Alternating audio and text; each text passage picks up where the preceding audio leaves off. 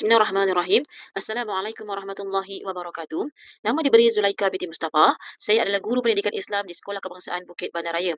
Alhamdulillah, saya telah menghasilkan satu inovasi, iaitu inovasi Jawi Explorer. Okey, saya ingin menerangkan serba sedikit berkaitan dengan inovasi Jawi Explorer ini. Okey, pembelajaran ia adalah pembelajaran manual yang itu mempunyai flashcard dan juga digital. Okey, inovasi Jawi Explorer ialah BBM, fizikal dan digital bersiri yang membantu murid menguasai bacaan Jawi secara sistematik dan menyeronokkan. Okey, di sini mempunyai 5 siri pembelajaran. Siri yang pertama huruf tunggal dan padanan Romi Jawi. Yang kedua, bacaan satu suku kata terbuka. Siri yang ketiga pula adalah bacaan perkataan. Siri yang keempat adalah bacaan ayat pendek. Dan akhir sekali adalah siri yang kelima, iaitu suku kata tertutup. Okey, bentuk bahan ini adalah dalam bentuk maujud, iaitu kad bercetak dengan QR code untuk mendengar sebutan yang betul. Okey, yang kedua adalah digital, iaitu aplikasi digital. Yang dimuat naik di situ adalah audio dan juga latihan dan juga pembelajaran. Okey, kelebihan inovasi yang pertama dapat meningkatkan penguasaan bacaan Jawi. Murid dapat belajar langkah demi langkah daripada huruf hingga ke ayat. Okey, yang kedua, pembelajaran menyeronokkan dan interaktif menggunakan audio, kuis dan imbasan QR code menjadikan PDP lebih menarik. Kemudian, mesra guru dan mudah digunakan.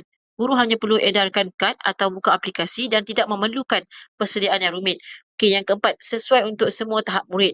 Okey, untuk pengkomersialan inovasi, yang pertama, pakej sekolah lengkap, iaitu dijual kepada sekolah sebagai set pengajaran Jawi, kad plus aplikasi digital. Yang kedua, langganan digital. Boleh dilanggan oleh guru atau ibu bapa untuk latihan di rumah.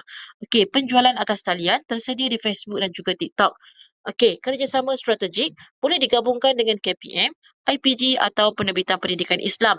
Okey, keberkesanan terbukti, murid dapat membaca suku kata Jawi dalam tempoh sehari selepas menggunakan bahan ini. Okey, aplikasi di sekolah kebangsaan. Ianya juga boleh digunakan untuk kem cemerlang Jawi di sekolah.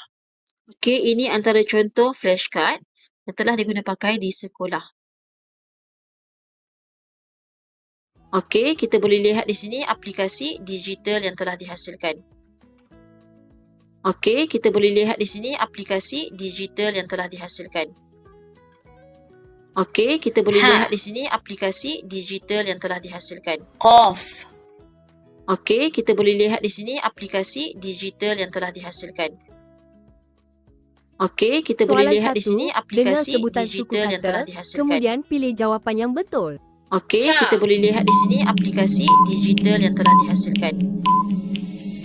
Okey, kita boleh lihat di sini aplikasi digital yang telah dihasilkan. Okey, kita boleh lihat di sini aplikasi. Semoga bermanfaat dan terima kasih.